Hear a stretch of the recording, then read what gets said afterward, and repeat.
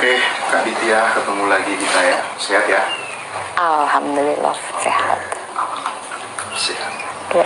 Baik, Kak Ditya. Jadi kalau teman-teman itu seneng banget kan nonton waktu kita ngobrol kapan hari itu.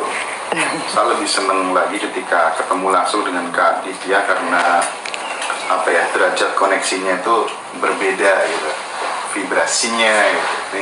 Ini keren banget. Aku pengen gitu ya Kak, apa tuh namanya? Pasti banyak yang nge-DM gitu ya setelah kita podcast kemarin tuh, gimana bisa diceritakan dulu tuh? Ya mungkin ada yang nanya gimana caranya healing, terus ada lagi yang nanya gimana caranya belajar untuk mengenali energi diri, ada yang nanya minta dibacain juga. Kebetulan emang aku tidak membuka jasa untuk membaca gitu, jujur gitu. Terus kayak yang aku cuma ngejelasin kayak, oh nih sebetulnya pernah aku post juga tentang gimana caranya untuk ngebaca diri kan, pernah aku post juga, jadi mungkin aku kasih linknya aja gitu, atau mungkin aku akan perjelas lagi di mungkin di next post atau gimana gitu, aku kasih tahu aja gitu gimana caranya untuk buka berchart sendiri gitu, untuk melihat blueprint diri kita sendiri gitu sih sebetulnya. Cuma ya paling akhirnya malah beberapa aku ajak ngobrol gitu. Jadi kayak yang mungkin kita sama-sama berproses, ya dia pun dalam proses pencariannya, ya mungkin itu membantu aku sendiri juga berproses juga, ya gitu sih sebetulnya sih jatuhnya ya. Oke. Nah, aku tuh pernah baca buku, aku lupa bukunya siapa gitu ya. Quote-nya itu, aku adalah aku yang mengaku menjadi aku, dan aku akan senantiasa berproses mencari siapa sesungguhnya aku hingga akhir hayatku. Nah, pernah nggak Kak Ditya mengalami pengalaman untuk pencarian aku, dan rasanya itu seperti apa, termasuk mungkin kesimpulan finalnya gitu kan? Iya, nggak bakal jadi sebuah kesimpulan yang final sih buat aku sih gitu. On the making ya? Ya semuanya kan masih dalam proses ya, selama kita menjadi manusia ya, aku akan memanusiakan manusia di dalam diri aku gitu, which is aku, sang aku yang ada di dalam diri aku bersama dengan aku, dengan segala kesadaran di dalam diri aku, ya kita sama-sama berproses untuk saling mengenal dan saling apa ya, saling kalau bisa ya saling bercinta dan bermesra di dalam semesta ini gitu kan. Lalu ya kalau bisa ya ya sama-sama happy aja gitu ya, walaupun pasti semua rasa kita akan jalani lah ya untuk proses gitu. Dan apa ya, rasanya apa gitu kan, ya kepecahan itu ya pecah ya aku bilang ya. Kepecahan gitu, jadi sebuah kesadaran yang datang tiba-tiba seperti membanjiri rasaku gitu kan, yang tiba-tiba kayak yang kemarin sih baru kejadian lagi gitu, kayak kemarin baru kejadian lagi kayak kebetulan aku kemarin jadi nonton aku sendiri dan mendengarkan aku sendiri di ngaji Roso gitu kan. Aku sendiri mungkin kaget kenapa aku bisa seperti itu, karena mungkin jarang memperhatikan aku yang berbicara yang tentang spiritual gitu ya. Mungkin aku hanya bicara tapi tidak memperhatikan aku sendiri gitu kan. Lalu aku mendengarkan aku sendiri bicara di depan teman-teman gitu yang kemarin di YouTube gitu ya. Aku ya sekaget itu, se-overwhelm itu, mencoba mengerti juga tentang kata-kata yang ku katakan sendiri gitu. Apakah itu aku yang mengatakan gitu, atau aku yang sang aku yang ikut berproses di dalam aku gitu sih sebetulnya sih Mas. Jadi ya kemarin aku nangis di dalam mobil ya, aku nangis keras gitu, kayak aku menjalani rasa bersama dengan sang aku gitu, yang apa ya, ya memang dalam proses pencarian aku sampai di tahap menjadi manusia aku ini gitu, yang menurut aku manusia ya sehebat itu kan, karena kita sebetulnya adalah sebuah sistem yang di dalam sistem yang sekeren itu memang yang sudah diciptakan oleh sang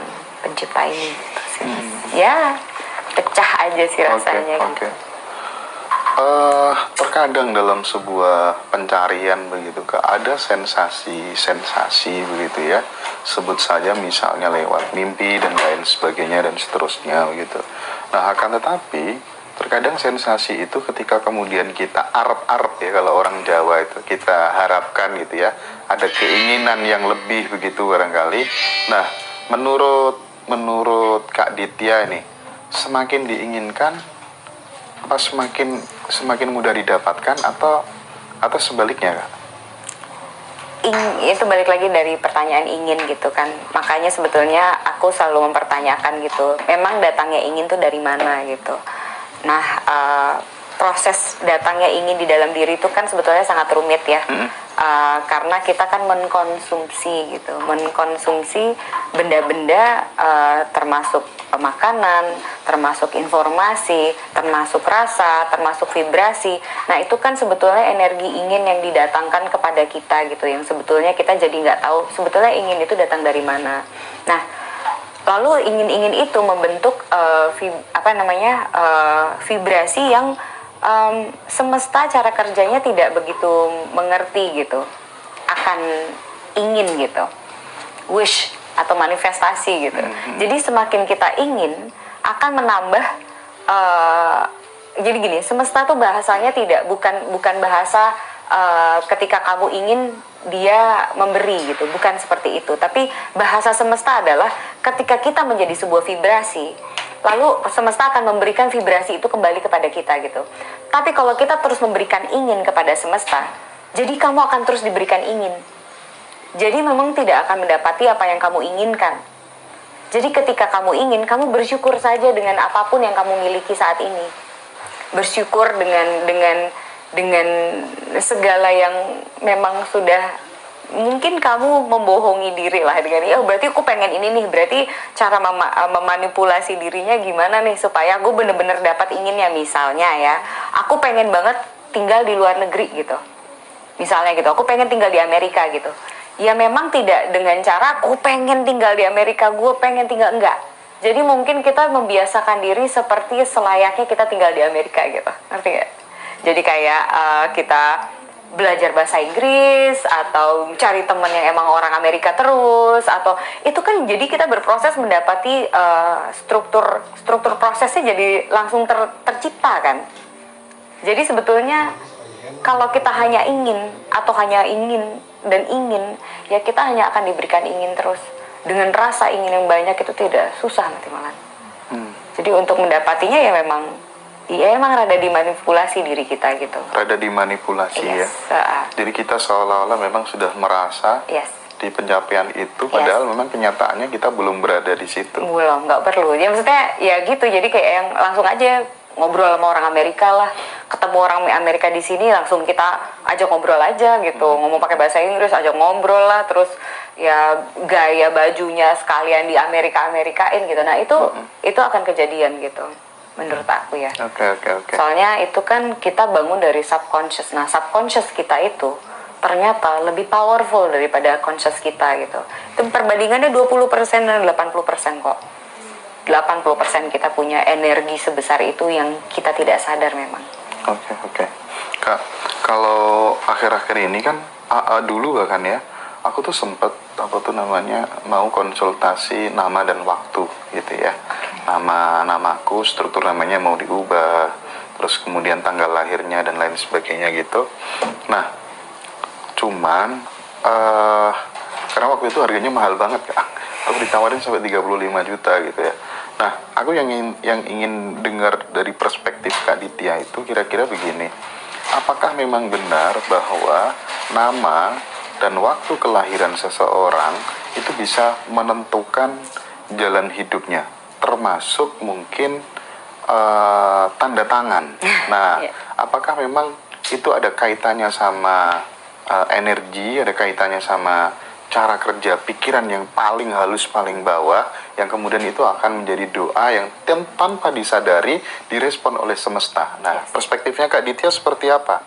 Memang semua tindakan, semua pikiran, semua gerakan itu adalah sebuah vibrasi yang sebetulnya kita mendentingkan kepada semesta seperti doa. Seperti doa. Jadi memang kalau contohnya ya sangat ini aja deh. Kalau tanda tangan lo ruwet gitu, emang pasti agak ruwet emang gitu. Enggak, itu sebuah logika di kepalaku memang. Iya, kenyataan. Iya, jadi memang itu adalah sebuah logika di kepalaku bahwa jadi logikanya buat saya adalah semua vibrasi, semua gerakan, semua pikiran, semua apa yang kita lakukan di dalam semesta ini adalah semuanya adalah vibrasi. Nah, vibrasi itu adalah doa. Vibrasi itu adalah alat komunikasi kita dengan semesta gitu. Nah, kalau memang kita ingin berkomunikasi, menginginkan sesuatu yang memudahkan kita dalam hidup, Bu, ya, kita cari gerakan, kita cari pikiran, kita cari ucapan yang sangat memudahkan kita dalam hidup. Jangan mempersulit kita. Itu aja sih. Jadi ya memang sebetulnya semuanya sangat terkoneksi. Tapi kalau hari kelahiran itu rasanya sudah jodoh. Angka life path itu udah jodoh terhadap kita sendiri. Nah, bagaimana kita menanggapi jodoh cerita yang dari semesta itu, yang mungkin kita harus baik-baik berpikir, baik-baik mengucap, baik-baik bertindak, baik-baik memvibrasikan apa yang ada dalam diri kita untuk berbicara dengan semesta. Sebetulnya itu aja sih. Nah, tapi mungkin nggak Kak, misalnya gitu ya, ada orang-orang tertentu yang kemudian memang aku sebutnya dia sudah selaras ya antara pikiran, perasaan, lisan dan tindakan, yang kemudian dia sudah bisa melepaskan dari, aku bilangnya regulasi-regulasi numerik, numerologi, astrologi dan lain sebagainya. Memungkinkan nggak kalau kemudian dia kesadarannya dia sudah mencapai aku adalah co-creator loh, bahkan mungkin aku adalah manifestasi dari beliau sendiri, ciptaannya sendiri gitu. Nah, ketika aku bilang ini orang yang sudah settle, itu memungkinkan nggak dia untuk melampaui ini? Iya, sangat memungkinkan, dan menurut aku sebetulnya untuk melampaui itu kan adalah sebuah kesadaran. Memang menurut aku adalah anugerah dari Tuhan, dan memang semuanya anugerah itu kan jodoh. Cerita dalam hidup kita itu kan memang balik lagi aku pasti ngomongnya ya ini jodoh gitu. Memang semua akan melewati perjodohan itu terhadap diri kita sendiri, melewati perjodohan kita untuk melampaui menjadi co-creator dan menjadi sebuah kesadaran yang tinggi atau apapun yang dilabelkan kebanyakan orang gitu. Tapi itu semua jodoh, Mas, karena memang semua orang harus melewati banyak cerita untuk mencapai ke titik itu gitu, kepecahan itu gitu.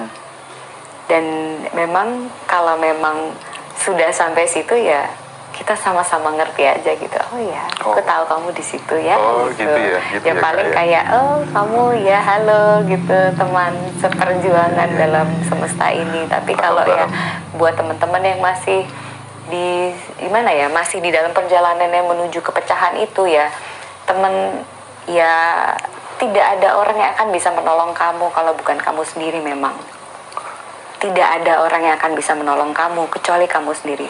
Guru di luar hanyalah berbicara dan hanyalah mengeluarkan kata-kata bijak.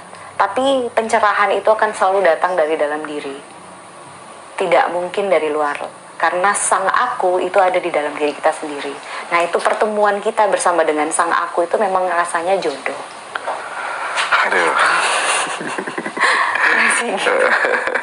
Oke, Kak Ditya, kalau misalnya kan antara tubuh manusia ini kan sebenarnya terhubung dengan semesta ya, mikrokosmos, makrokosmos gitu ya. Nah, di makrokosmos sendiri ada yang namanya matahari, Kak. Kalau misalnya tiap pagi gitu kayak kita jalan kaki sambil kemudian melihat memandang matahari, taruhlah misalnya 5-10 menit, tapi dilakukan secara konsisten begitu. Termasuk kemudian ketika sore hari kita melihat sunset dengan durasi waktu yang sama, tapi dilakukan secara kontinu gitu. Nah, apa yang akan terjadi di dalam diri kita, Kak Ditya, kira-kira? Oke, udah dijalanin berarti ya Mas Hendra ya. Jadi gini, sebetulnya kemarin ada yang nanya kalau bagaimana kita untuk bisa melihat past life kita gitu kan. Sebetulnya past life itu ada di dalam diri kita selalu dan tidak pernah lepas dari dalam DNA diri kita gitu. Cuma gini, kita minta bantuan alam semesta memang. Kenapa aku bilang memandang matahari? Karena matahari itu adalah energi yang paling besar secara fisik gitu. Dan bulan adalah energi yang paling besar secara spiritual memang gitu. Jadi ketika kamu sedang sedih, memang untuk bahagia kamu larinya ke matahari.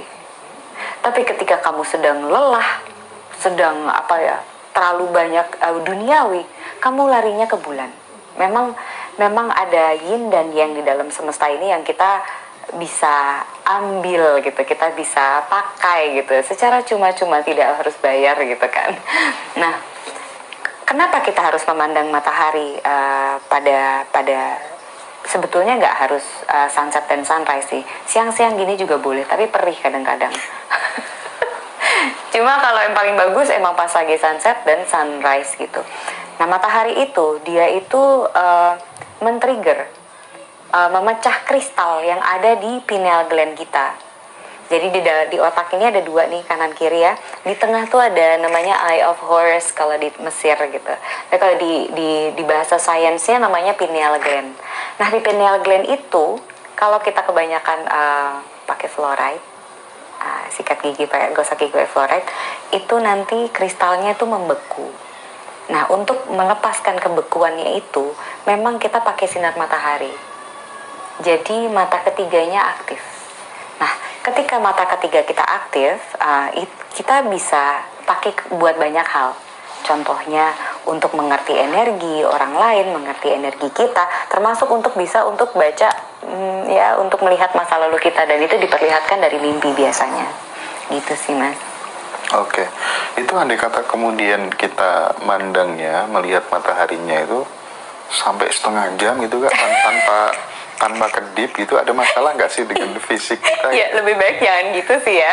Apapun yang terlalu banyak tidak bagus juga memang.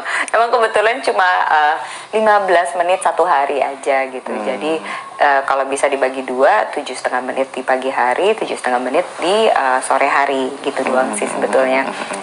Nggak harus setengah jam terus diliatin sih, Mas. Nggak harus setengah jam ya. Jangan. Nanti nggak ada kerjaan lain gimana? Kan harus banyak yang dikerjain dalam hidup. Oke. Nah, kemudian gini Kak, apa tuh namanya? Kalau menurut Kak Ditya itu sendiri, esensi dari cinta itu apa sih? Cinta menurut Ditya Metarani. Ini teman-teman ada yang tanya, Kak, spill nama selebgramnya ya Kak Ditya tuh. Ya Allah. Selebgram sering di-endorse di mana aja Kak? Di Astaga. Singapura, di mana aja Kak? Agak. Ya ampun, itu kerjaan duniawi saya. Oh gitu ya. Udah lama ya Kak? Sudah lama ya. Biasanya di-endorse apa aja Kak? Banyak brand, hotel, terus kayak travels gitu-gitu sih. Jadi balik ke pertanyaan sebelumnya. Oke, siap. Ya Allah, jadi ngomongin itu. Tadi pertanyaan apa? Aku jadi lupa kan? Aku juga lupa Kak, tadi tanya apa tadi aku? Nah, lu apaan? Oh, cinta buat aku apa? Gimana ya? Kebetulan aku tuh cuma manusia biasa ya. Sebetulnya aku bukan manusia biasa sih. Aku manusia yang luar biasa, bahwa sebetulnya semua manusia itu adalah luar biasa. Nggak boleh ngomong gitu, karena itu doa kan ya. Ya cinta tuh sangat luas banget gak sih? Kayak luas banget gitu. Bahwa cinta itu bisa menjadi sebuah rasa, cinta itu adalah saya, cinta itu adalah kamu, cinta itu adalah kunci, cinta itu adalah pintu gitu, cinta itu adalah alat. Jadi banyak sekali, karena itu adalah bahasa yang sangat universal dan semua orang pasti merasakan cinta gitu. Dan menurut aku ya sangat anugerah dari Tuhan lah untuk bisa dikaruniai rasa cinta gitu. Jadi ya kebetulan mungkin pernah kayak gitu ya, aku mengalami bahwa ada orang yang datang kepada aku bilang, Ditya, aku cinta sama kamu gitu ya. Aku jawabnya pasti kayak ya alhamdulillah gitu.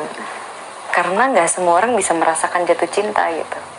Itu anugerah banget gitu. Aku aja dalam hidup untuk merasakan jatuh cinta kepada manusia aja kayak udah jarang banget, Mas. Kayak maksudnya cinta yang mengait gitu ya. Ya aku memang jarang sekali merasakan itu dalam hidup gitu. Tapi ya untuk cinta terkait, lalu mengalami cinta gila, lalu melepaskan cinta itu, lalu melebur menjadi cinta, lalu membagikan cinta kepada semesta, itu mungkin itu adalah perjalanan saya saat ini. Oke. Terus gimana tuh yang bilang aku tuh cinta banget di apa?